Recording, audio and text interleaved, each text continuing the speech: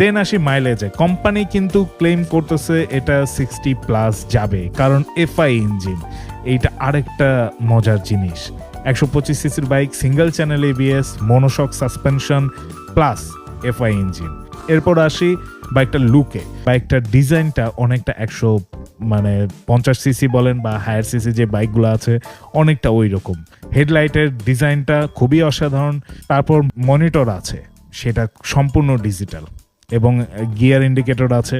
এটা আরেকটা জোস পয়েন্ট, যেটা সহজে হায়ার সিসি বাইকেও অনেক সময় থাকে না, যেগুলো আমরা চালাই, বাট এখানে আছে। এটা একটা খুবই প্লাস পয়েন্ট দিয়েছে। এবং এই বাইকের পিছনের চাকা 120, যেটা কিন্তু বলতে গেলে অনেক 160 সিসি বাইকে দেখা যায়। এরপরে ওভারঅল যেটা লুকিংটা আমরা যদি দেখতে চাই, বাইকটা খুবই মাস্কিউলার। যদিও প্লাস্টিক বডি বা অন্যান্য যত বাইক আছে সবগুলো কিন্তু প্লাস্টিক বডিরই হয়, বাট সাধারণত 125 সিসির বাইকের ট্যাঙ্কিটা প্লাস্টিকের হয় না। ডেফিনেটলি এটারও ট্যাঙ্কি প্লাস্টিকের না, বাট উপরের যে ডিজাইনটা আছে, যে কাউলটা আছে, সবকিছুই হচ্ছে প্লাস্টিকের। বাট হ্যান্ডেলটা আমার কাছে খুব চওড়া লেগেছে। 150 সিসির বাইকে যেরকম চওড়া হ্যান্ডেল থাকে ওই রকমই লেগেছে।